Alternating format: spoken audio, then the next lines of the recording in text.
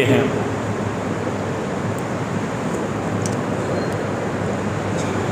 ہمارا نبی مسلمانوں کا ہی نبی نہیں، اور کوئی بھی نبی سوائے بنی اسرائیل کے، بنی اسرائیل کے انبیاء قوم قبیلے کی طرف بھی آئے، لیکن رسول اللہ صلی اللہ علیہ وسلم کے لیے یہ امتیاز ہے کہ ان کو اللہ رب العالمین نے پچھلی تمام انبیاء کی امتوں اور ان کے کافروں کے لیے بھی ہمارے نبی کو رسول بنا کر بھیجا، اور یہ امتیازی وصف قیامت تک قائم رہے گا۔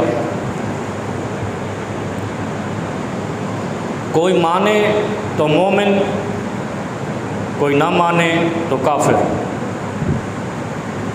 کوئی مان کر چھوڑ دے تو مرتد، لیکن یہ پیغام ازل قائم رہے گا کہ ہمارا نبی یہودیوں کا بھی نبی ہے، عیسائیوں کا بھی نبی ہے، بدھ متوں کا بھی نبی ہے، ہر کافر کا بھی نبی ہمارا نبی ہے۔ اور دوسری اہم ترین بات جو قرآن نے ذکر کی ہے، لا ترفعوا اصواتکم فوق صوت النبی،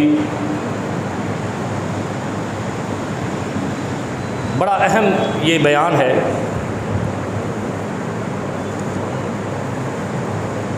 یہ ادب کا پہلا قرینہ بتاتا ہے۔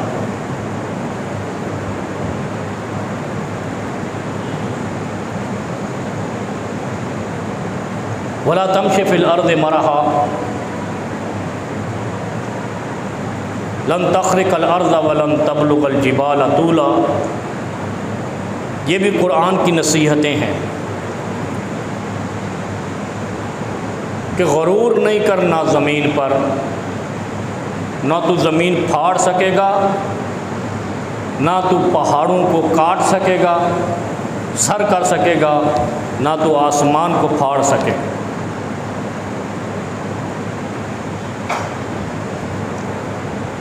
لیکن سب سے پہلا قرینہ کیا بتایا؟ لا ترفعوا اصواتکم فوق صوت النبی، اکڑ کر چلنا تو دور کا غرور ہے، زمین پر تکبر کرنا تو بعد کی بات ہے، اپنے سے بڑے سے آواز بھی اونچی نہیں کرنا۔ غور کریں، لا ترفعوا اصواتکم فوق صوت النبی، نبی سب سے بلند ہے، صحابہ سے بھی بلند ہے، بڑے ہیں، ہر انسان کے بڑے ہمارے نبی ہیں، اور حکم کیا آیا ہے؟ ان کی آواز سے آواز بلند نہیں کرنا، پست رکھنا۔ یہ ادب کا پہلا پیغام ہے کہ آواز بھی اونچی نہیں ہونی چاہیے بڑے کے سامنے۔ اور بڑا کس کو کہا ہے؟ سب سے پہلے ماں اور باپ کو، نمبر 2 استاد کو، اور استاد میں دونوں استاد آتے ہیں، عالم دین بھی آتا ہے اور دوسرا اسکول کا ٹیچر بھی آتا ہے۔ لیکن العلماء ورثۃ الانبیاء، جب نبی پاک نے فرمایا تو عالم کا ادب فرض عین ہو گیا۔ جیسے نماز فرض عین ہے، روزہ فرض عین ہے، عالم دین کا ادب کرنا یہ قرآن کا پیغام ہے۔ اور یہ ثابت کہاں سے ہوتا ہے؟ یا ایھا الذین آمنوا لا ترفعوا اصواتکم فوق صوت النبی۔ ہمارا معاشرہ اتنا بے شرم ہو گیا ہے پاکستان اور ہندوستان کا،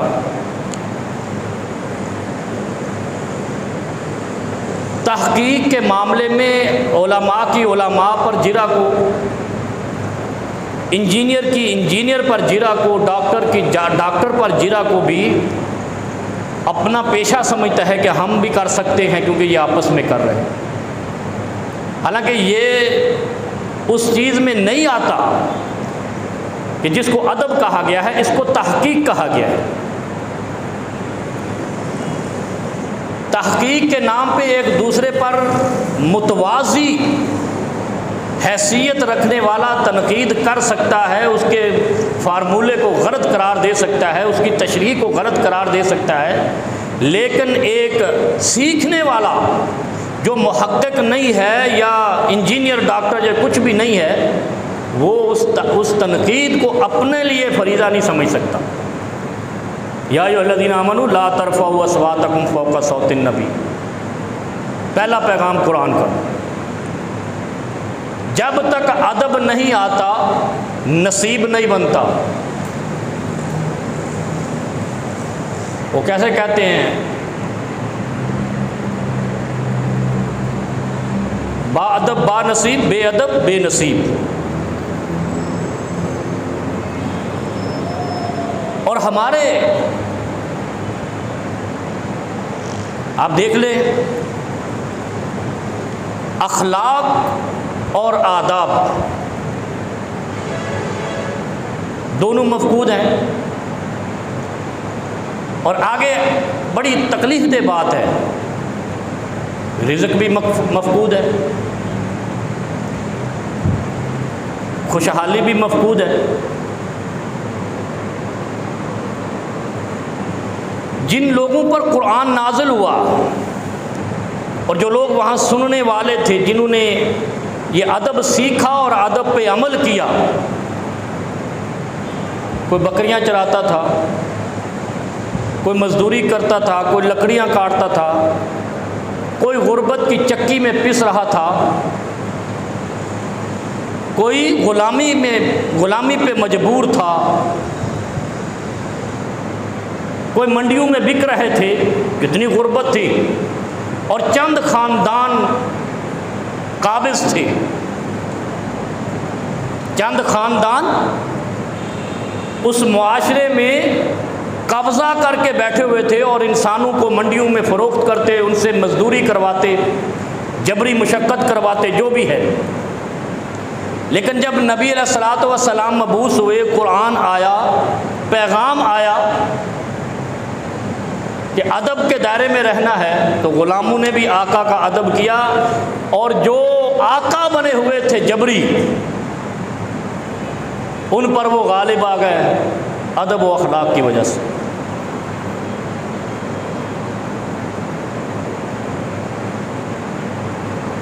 میں اکثر کہا کرتا ہوں، جو کہ میرا اختلاف ہے لوگوں سے، ہمارے ہاں مولویوں نے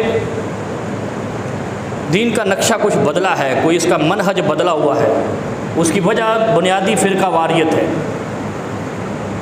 ہم نے فرقے کو سچا کرنے کے لیے قرآن کو غلط قرار کر دیا، نبی کے فرمان میں لاجک نکالنی شروع کر دی، اور فرقہ سچا کرتے کرتے ہم اسلام کا چہرہ ہی مسخ کر بیٹھے۔ اسلامی ریاستیں اس وقت تک قائم رہی جب تک وہ سچائی پہ قائم رہی، عثمانیہ والے ہوں یا فاطمیہ والے ہوں یا عباسیہ والے ہوں یا مغلیہ والے ہوں، یا اس سے پہلے خلافت کی طرف چلے جائیں۔ جب حضرت حسین رضی اللہ عنہ شہید ہوئے، یا حضرت علی رضی اللہ عنہ کی شہادت ہوئی، یا حضرت عثمان رضی اللہ عنہ کی شہادت ہوئی، تو کیا یہ توحید پرست نہیں تھے؟ ان سے بڑا بھی کوئی توحید پرست تھا؟ تو پھر یہ حکومتیں کیوں شہادت پہ ختم ہوئی؟ کیوں غلبہ نہیں رہا؟ نہیں سوچتے۔ کبھی عمران خان کو مشرک کہتے ہیں، کبھی نواز شریف کو مشرک کہتے ہیں، کبھی زرداری کو مشرک کہتے ہیں، کبھی کسی کو، یعنی ہم نے ٹھیکہ اٹھایا ہے کہ مشرک ہوگا تو حکومت ختم ہوگی، توحید کی حکومت ختم نہیں ہوتی۔ تو حضرت حسین کو شہید ہو گئے، وہ مشرک تھے؟ معاذ اللہ۔ حضرت علی رضی اللہ عنہ کن کے ہاتھوں شہید ہوئے؟ کیوں شہید ہوئے؟ دونوں توحیدی تھے۔ پتہ کیا چلا؟ توحید حکومت کے برقرار رہنے کی نوید نہیں ہے، اصول نہیں ہے۔ توحید حکومت میں برکت لا سکتی ہے۔ حکومتوں کے قائم رہنے کا بنیادی اصول یہ ہے ادب اور سچائی۔ ادب دو طرفہ ہوتا ہے اور سچائی بھی دو طرفہ ہوتی ہے۔ ادب اور عدل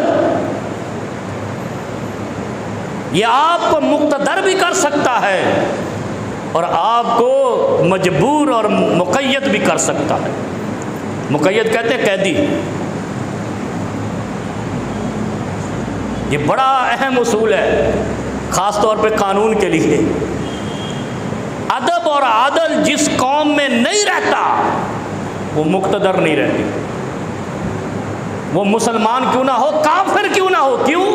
انی رسول اللہ الیکم جمیعا، میرا نبی بش کا بھی نبی ہے، وہ ابھی کون ہے یہ جو بائیڈن، ان کا بھی نبی ہے، مودی کا بھی نبی ہے، اور پیغام کیا لایا ہے؟ لا ترفعوا اصواتکم فوق صوت النبی، بڑے کی آواز کے سامنے اونچی آواز نہیں کرنا۔ نمبر 2، سچائی اور عدل کو نہیں چھوڑنا۔ اعدلوا هو اقرب للتقوی، تقوی فلاح کو کہتے ہیں، جو متقی ہو گیا وہ فلاح پا گیا۔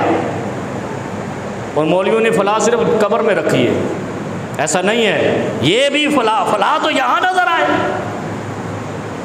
وہاں تو آپ کی توحید ناپی جائے گی، آپ کا عدل و ادب ناپا جائے گا۔ آپ علماء کے گستاخ تھے، مجبور رہو گے۔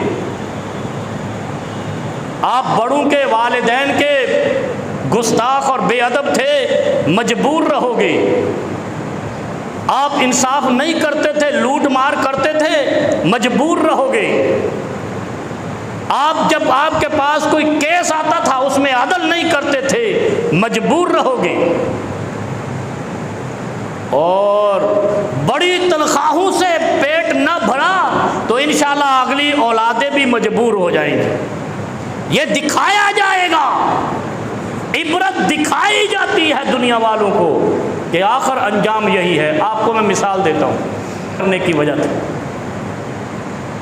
انصاف سے معاشرہ نمو پاتا ہے اور بے عدل ہونے سے، بے انصافی سے معاشرہ ناکام ہو جاتا ہے، اور آپ کا ملک بھی ناکام ہے، ریاست بھی ناکام ہے، اور آپ کا معاشرہ بھی ناکام ہے۔ بھلے ہم کبوتر کی طرح کہتے رہیں بڑی محنت کرتے ہیں، تمہیں خدا نے 24 گھنٹے زمین میں گھسیڑا ہوا ہے، کرو محنت، پھر بھی پوری نہیں پڑتی۔ ادب اور عدل کا کرینہ ہم نے چھوڑا ہے۔ توحید انسان کے دل کا معاملہ ہے کہ تیرا دل اللہ کو ایک مانتا ہے تو اس کی عبادت کر، نہیں مانتا تو بھاڑ میں جا، جہنم میں جائے گا۔ اور اگر خدا کا انکار کرے گا تو کافر قرار پائے گا، کل کافروں کی لائن میں کھڑا ہوگا، امتیوں کی لائن میں نہیں کھڑا ہوگا۔ لیکن عدل اور ادب یہ مرنے کے بعد سے تعلق نہیں رکھتا، یہ دنیا میں خدا کی مخلوق کی بقا سے تعلق رکھتا۔ کبھی سوچے ان باتوں کو؟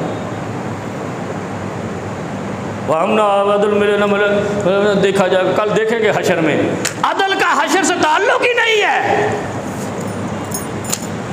عدل تو اس مخلوق کو دینا ہے، ادب اور احترام بھی اس مخلوق کا کرنا ہے، کیونکہ یہ مخلوق خدا کو کتنی پسند ہے۔ وَلَقَدْ كَرَّمْنَا بَنِي آدم، ان کو نہیں کہا، مسلمانوں کو نہیں کہا، بنی آدم کو کہا۔ تو کہا داؤد کو ماننے والے اور نہ ماننے والے بنی آدم نہیں ہے؟ کیا یوسف کو ماننے والے اور نہ ماننے والے بنی آدم نہیں ہے؟ کیا سلیمان کو ماننے والے نہ ماننے والے بنی آدم نہیں ہے؟ بنی آدم ہر انسان ہے، وہ خدا کو بھی نہ مانے تب بھی بنی آدم ہے۔ کبھی سوچا کرو، یہ اسلام کو وسعت ذہن کے ساتھ سوچا کرو۔ دین اسلام انسانیت کا دین ہے، نہ مولویوں کا ہے نہ صرف مسلمانوں کا ہے۔ دین اسلام سلامتی کا دین ہے، اور سلامتی ہر بنی آدم کے لیے چاہیے، صرف مولویوں کے لیے اور مولویوں کو ماننے والوں کے لیے نہیں چاہیے۔ سلامتی جانوروں کو بھی دے گا، یہ دین دے گا۔ منع کیا ہے نا نبی پاک نے، جانور پر ظلم نہیں کرنا، اس کی اوقات سے، اس کی حیثیت سے بڑھ کر اس پر وزن بھی نہیں ڈالنا، تو یہ ہے سلامتی کا دین۔ اور ہم نے جاگیر بنا لیا، یہ بھی جنمی، وہ بھی جنمی، وہ بھی کافر، وہ بھی کافر۔ وہ پیغام تو یہ تھا انی رسول اللہ الیکم جمیعا، میں تو ساری جمیع انسانیت کے لیے نبی ہوں، رسول ہوں، بھیجا گیا ہوں پیغام دینے کے لیے۔ بس فرق اتنا ہے۔ اب دیکھیں یہاں پر آ کر جہاد کا معنی سمجھ آتا ہے۔ جہاد ان سے کرنا ہے جو تم سے کریں گے۔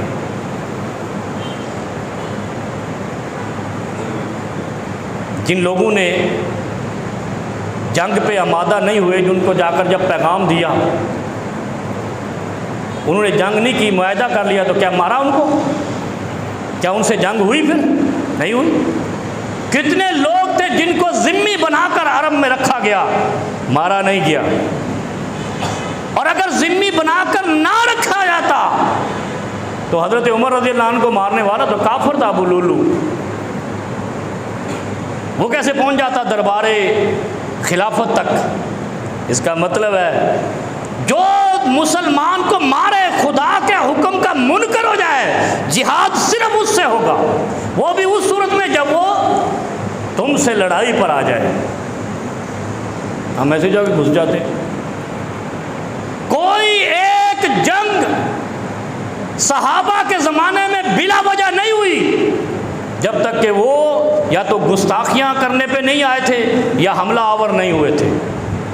اور اگر کہیں قافلہ اور مارکا گیا بھی ہے تو پہلے پیغام دیا ہے، قولوا لا الہ الا اللہ، لا الہ الا اللہ محمد رسول اللہ۔ پڑھتے ہو نہیں پڑھتے ہو؟ جنہوں نے پڑھا ان کے سائڈ پہ ہو جاؤ، تمہارا کیا ہے، ہم لڑیں گے، چلو آ جاؤ۔ ایسے ہی ہوا تھا نا خیبر کا دروازہ، مرحب کو مارا، یہ کیا تھا؟ یہ اسلام کی تاریخ کو سیدھا کر کے پڑھو تو ہمیں اپنا دین سمجھ آئے گا، اور اگر فرقوں کی نظر سے پڑھو گے تو فتنہ نظر آئے گا۔ اسی لیے تو بعض لوگ کہتے ہیں دین والے مولوی بھی ایک فتنہ ہے، تو جب تم حرکتیں ایسے کرو گے فتنہ تو بنو گے، تو لوگ بولیں گے نا فتنہ ہے۔ دنیا کی تاریخ میں ادب، عدل اور علماء کا احترام کرنے والی قوم کبھی ناکام نہیں ہوئی، اور جنہوں نے علماء پر طعن و تشنیع کیا مجبور ہی رہے۔ ہر چیز کا معیار دولت نہیں ہے، عزت اور وقار ہے۔ جب عزت اور وقار نہ رہے، چلے چاہے تمہیں IMF 3 ارب دے دے، رکھیں گے تو تمہیں بوٹ کے نیچے، رکھیں گے تو تمہیں نیچے، کوئی فائدہ نہیں ہوتا اس دولت کا جس دولت کے بدلے میں عزت اور وقار چلا جائے۔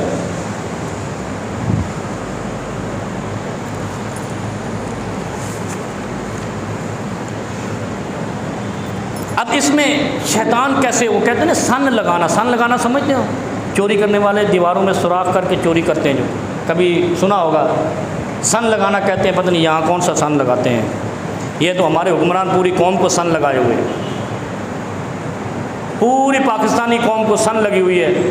38 کروڑ کا فلیٹ خرید لیا ہے دبئی میں ایک چھوٹی سی وزیر نے، 16 مہینے کی سن لگا کے چوری کی، کیونکہ چوکیدار اس کے ساتھ ملے ہوئے تھے، چپڑاسی نہیں چوکیدار۔ اب دیکھیں شیطان کی کارروائی دیکھیں آپ، میں آج آپ کو بڑی پیرا وائز باتیں بتاتا ہوں۔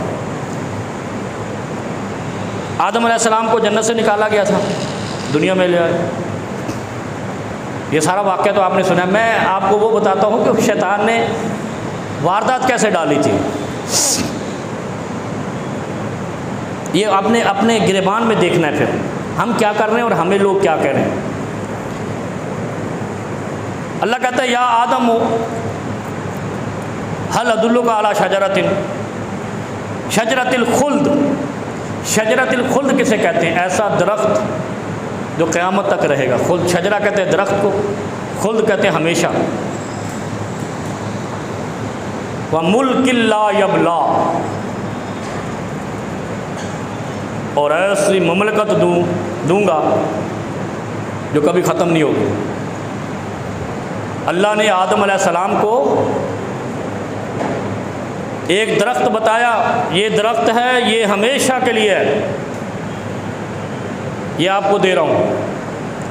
اور ملک لا یبلا, اگر اس کو ٹچ نہیں کرو گے تو یہ ملک لا یبلا, ایسی ریاست بن جائے گی. یہ دنیا پوری آدم کی ریاست ہے. ایسے ہی ہے نا, جیسے پاکستان ریاست ہے آرمی چیف کی.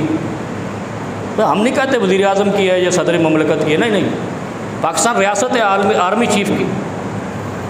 یہ پوری انسانیت, یہ زمین پوری ریاست ہے آدم علیہ السلام کی. ایسے ہی غلط ہے. آدم ہی پہلا انسان تھا اور پہلا حکمران تھا اور پہلا بادشاہ تھا, پہلا آرمی چیف تھا. حابیل اور قابیل کا باپ. اگر ہم باپ مانے تو ہم مطیع و فرما بردار بن جائیں.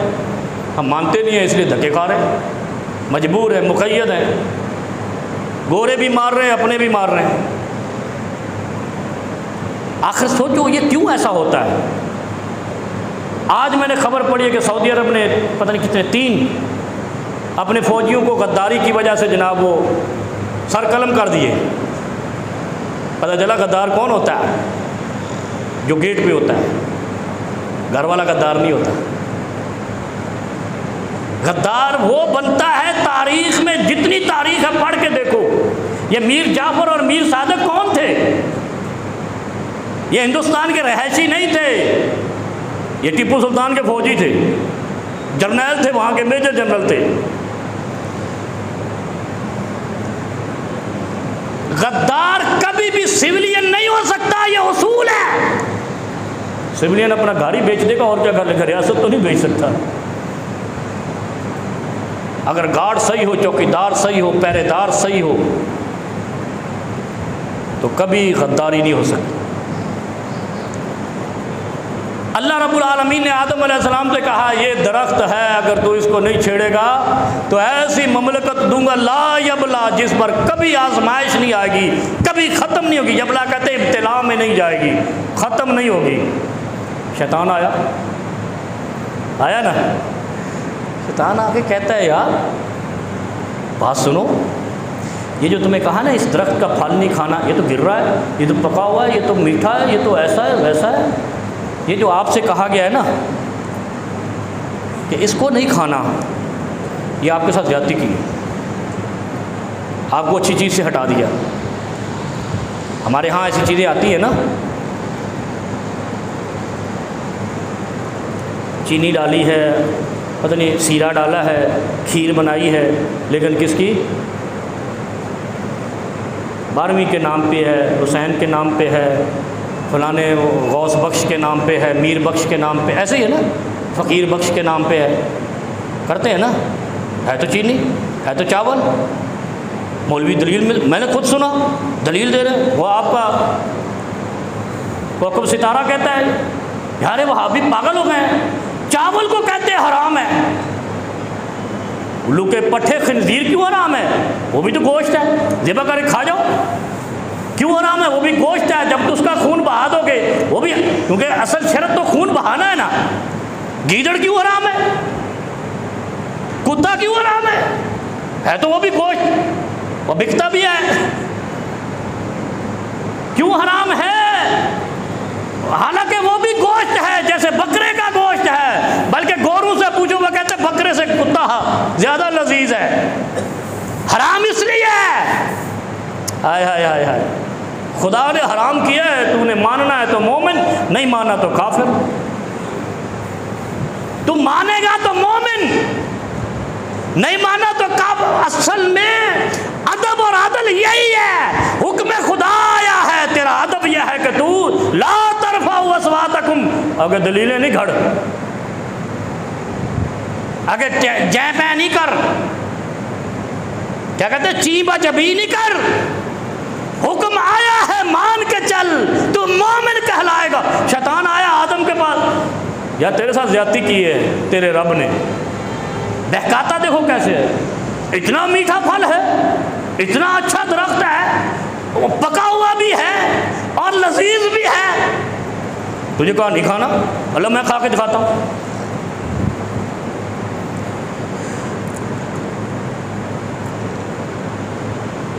ما نہاکما ربکما عن ہذہ الشجرہ, اور تمہیں کیوں منع کیا اس شجرہ کو کھانے سے, کیوں منع کیا ہے اس درخت کے پھل کو کھانے سے؟ الا ان تکونا ملکین او تکونا من الخالدین وقاسمہما انی لکما لمن الناصحین. اب آگے کیا کہتا ہے شیطان؟ ہم بھی امریکہ صاحب کہتے ہیں تو شیطان صاحب بھی کہہ لیتے ہیں, کوئی مسئلہ تو نہیں ہے. جب امریکہ ہمارا مائی باپ ہو سکتا ہے تو جو امریکہ کو مائی باپ سمجھو شیطان کو بھی مائی باپ. اب وہ کہتا ہے میں آپ کو نصیحت کرتا ہوں, شیطان کہتا ہے ابھی کیا کرتے ہو؟ کہہ رہے ہو کہ یہ بڑا زبردست چیز ہے, یہ کھاؤ, میں آپ کو نصیحت کرنے آیا ہوں. یہ جو رب نے تیرے نے روکا ہے نا, یہ تجھے اچھی چیز سے روک دیا ہے. آ جاتے ہیں نا 10 محرم کو, 9 محرم کو, پتہ نہیں کیڑی محرم کو, ربیع الاول کو, وہ 11ویں, یہ بھول ہی گیا. اور پھر اس کے پیچھے دلیلیں لے کر آتے ہیں, میٹھی ہے, خوشبودار ہے, ہرے رنگ کی ہے, پیلے رنگ کی ہے, اور پتہ نہیں کیا کیا ہے. شیطان بھی ایسے آیا تھا آدم کے پاس, اتنا اچھا ہے, یہ ہے وہ, انی لکما لمن الناصحین, میں تمہیں نصیحت کرتا ہوں کھا لو, یہ کھا لو, بڑا مزیدار ہے. وہ کھا لیا, پھر جنت سے رب نے نکال دیا. اللہ کبھی کبھی نہیں, ہر وقت مومن کے ایمان کو دیکھتا ہے کہ اس کا مجھ پہ ایمان کتنا ہے, غیر پہ ایمان کتنا ہے. غیر نے مشورہ دیا کھا جا, درخت کا پھل ہے. اللہ نے کہا میں نے تو منع کیا تھا, ما نہاکما, میں نے تم دونوں کو منع کیا تھا یہ نہیں کھانا, کیوں کھایا؟ کہا یہ آیا تھا ایک بندہ, اس نے کہا اس میں تو چینی ڈلی ہے, میٹھا ڈلا ہے, شیرہ ڈلا ہے, چاول ڈلے ہیں, سوجی ڈلی ہے, میٹھی چیز بنی ہے, اتنا خوبصورت پھل ہے, کھا جاؤ. میں نے کہا چلو شاید آپ کا پیغام لایا ہو. اس نے کہا میں نے تو پیغام دے دیا, میں لا یغیر اللہ, میں اپنے پیغام کو بدلتا نہیں ہوں. اللہ نے پیغام نہیں بدلا, آدم کو بدل دیا, باہر نکال دیا, اور ہم سارے باہر نکلے ہوئے ہیں اللہ کی درگاہ سے. کیوں؟ ہم نے ہر محلے میں درگاہیں بنائی ہیں کھیر کھانے کے لیے. نہ ہم سے پیٹ سنبھالے جاتے ہیں, نہ پگڑیاں سنبھالی جاتی ہیں. انہی چیزوں کو ہم نے اپنے ادب اور ادب کا قرینہ سمجھ لیا. قرآن کو نہیں پڑھتے, سورہ اعراف ہے.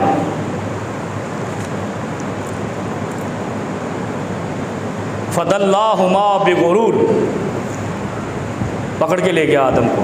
دیکھو کتنی پیاری بات قرآن نے ذکر کی ہے. شیطان آیا نا, جب یہ سمجھایا نا میں تمہیں نصیحت کرتا ہوں کھا لو, بڑی مزے کی چیز ہے, بڑی میٹھی چیز ہے, بڑی پیاری, پکڑا اور لے گیا درخت کے پاس. فَدَلَّاهُمَا بِغُرُورٍ, اس کا مطلب کیا ہے؟ دھوکے کی طرف رہنمائی کر دی. پھر اللہ کے حبیب کیا فرماتے ہیں, یہاں وضاحت کرتے ہیں, ان شیطان قد آئیسا. اب آپ کو مثال دیتا ہوں, یہ کام شیطان نے ہمارے نبی کے ساتھ بھی کیا.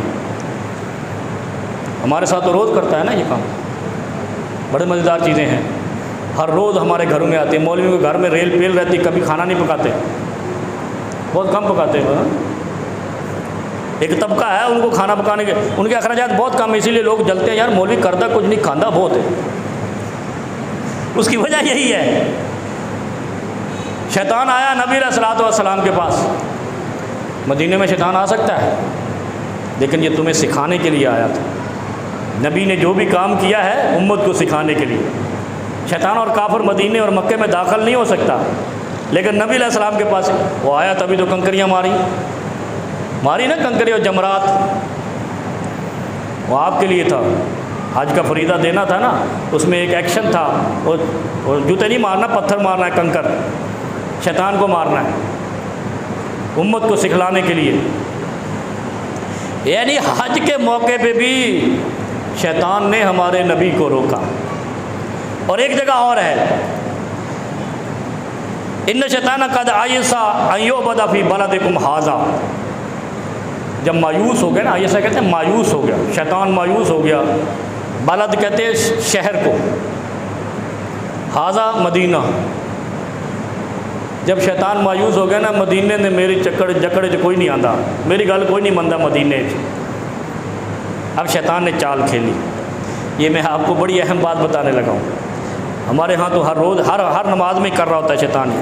ولیکن ستکون لہ طاعۃ فی بعض ما تحتقرون من اعمالکم. نبی علیہ الصلوۃ والسلام نماز پڑھ رہے تھے. نماز کے دوران شیطان نے خجالت کی، کھجلی کی. کبھی وہ سوچ آ رہی ہے، کبھی وہ سوچ آ رہی ہے، کبھی داڑھی خارش ہو رہی ہے. اب شیطان کہہ رہا ہے چٹکی کاٹی، کبھی ادھر چٹکی کاٹی. نبی علیہ السلام فرماتے ہیں کہ نماز میں آ کر مجھے، کبھی نماز پڑھ رہا ہے اور وہ لائٹیں گن رہا ہے، نماز پڑھ رہا ہے اور گاڑیاں گزرنے والی دیکھ رہا ہے. اب یہ شیطان کی کارروائی ہے. جو اس طرح کرتا ہے وہ آج سے گریبان میں دیکھے، مولوی کی طرف نہیں دیکھے، اپنی گریبان میں دیکھے کہ میں نماز کے اندر کیا کیا ایکشن کرتا ہوں. نماز سکون کا نام ہے، وائبریشن کا نام نہیں ہے. ہر وقت ہلنے کا نام نماز نہیں ہے. شیطان نے آ کر جو نبی علیہ الصلوۃ والسلام کے ساتھ چھیڑ خانی کی، وہ صرف نماز کو ڈسٹرب کرنا تھا. کتنی شیطانی کر سکا ہوگا. لیکن اللہ کے حبیب کہتے ہیں یہ جو عمل ہے، شیطان آئے اور تو اوپر دیکھے. اگر کسی کے پاس شیطان نہیں آیا تو نماز میں اوپر نہیں دیکھے گا، سجدے کی جگہ پہ دیکھے گا، سامنے دیکھے گا. کیوں؟ نماز میں جس طرف رخ ہے اسی طرف دیکھنا ہے. دائیں بائیں نہیں دیکھنا، اوپر نہیں دیکھنا، کھجالت نہیں کرنی. پھر میں آپ کو ایک جریر ابن عبداللہ البجلی رضی اللہ تعالیٰ عنہ صحابی ہیں. یعنی اتنی قیمتی چیز ہے یہ نماز. سب سے بڑی چیز جس سے شیطان آپ سے دور ہوگا، کلمہ نہیں ہے، حج نہیں ہے، روزہ نہیں ہے، نماز ہے. شیطان سے جس نے جان چھڑوانی ہے اونلی نماز ہے. اور اگر شیطان سے یار بننا ہے تو پھر نماز چھوڑ دیو. جریر ابن عبداللہ البجلی رضی اللہ عنہ کہتے ہیں کہ میں نبی علیہ الصلوۃ والسلام کے پاس گیا، یا رسول اللہ میں نے بیعت کرنی ہے. کس چیز پہ بیعت کرنی ہے بھائی؟ بایعت رسول اللہ ان اقام الصلاۃ و ایتاء الزکاۃ والنصح لکل مسلم. 3 چیزوں پہ بیعت کی نبی علیہ الصلوۃ والسلام. نماز قائم کروں گا، زکوٰۃ ادا کیا کروں گا، اور ہر مسلمان کی خیر خواہی کروں گا. ہر مسلمان کی خیر خواہی کروں گا. اب خیر خواہی کیا ہے؟ والنصح لکل مسلم. کسی کے خلاف سازش نہیں کروں گا، کسی کے خلاف جھوٹا پروپیگنڈا، سچا بھی نہیں کروں گا، جھوٹا تو ویسے ممنوع ہے، حرام ہے. کسی کی عزت پہ حملہ نہیں کروں گا، کسی کے راستے میں کانٹے نہیں بچھاؤں گا، کسی کی توہین نہیں کروں گا، اور جب بھی کروں گا اچھی بات کروں گا. او لیصمت، یہ تو خاموش رہو. یہ مومن کا شعار ہے، اصول ہے، نصب العین ہے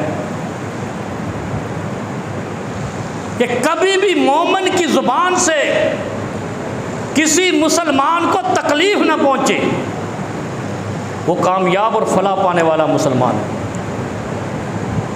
نبی علیہ السلام فرماتے ہیں نمازوں کی بربادی کہاں سے ہوتی ہے؟ تحتقرون من اعمالکم فیرضی بہا. ہم جب اللہ کے سامنے کھڑے ہوتے ہیں تو چھوٹی چھوٹی حرکات و سکنات کو حقیر جانتے ہیں، کچھ سمجھتے نہیں، کوئی خیال نہیں، خیر اور جب ہم چھوٹے اعمال کو حقیر جانتے ہیں، خدا بڑے اعمال کو دل سے اور دماغ سے نکال دیتا ہے۔ شیطان سے اگر جان چھڑانی ہے، اور سب سے بڑی بات جو میں اکثر کہتا ہوں، نماز کے 2 فائدے ہیں۔ ہم نے تو وہ بنا رکھی ہے نا بہت ساری خصوصیات، اصل میجر جو اس کا آبجیکٹو ہے وہ کیا ہے؟ شیطان سے چھٹکارا اور دل میں نرمی۔ جس شخص میں یہ دونوں خوبیاں آ گئیں وہ ادب بھی کرے گا، عدل بھی کرے گا۔ اور جو لوگ نماز نہیں پڑھتے ان کے اندر ادب بھی نہیں ہوتا، عدل بھی نہیں ہوتا۔ اور جن لوگوں کی بربادی ہوتی ہے، مجبور اور مقید ہوتے ہیں، ان کے پیچھے بھی بنیادی وجہ یہی ہوتی ہے کہ وہ نماز سے عاری ہوتے ہیں، نماز پہ توجہ نہیں دیتے۔ جس گھر میں نماز نہیں ہوتی وہ شیطان کی آماج گاہ ہوتا ہے، کیونکہ نماز سے ہی شیطان سے چھٹکارا ملتا ہے۔ اور جہاں پر شیطان کی آماج گاہ بن جاتی ہے وہاں برکت نہیں ہوتی، رحمت نہیں ہوتی۔ جہاں برکت اور رحمت نہیں ہو وہاں کیا ہوتا ہے؟ پریشانی، ٹینشن، ڈپریشن۔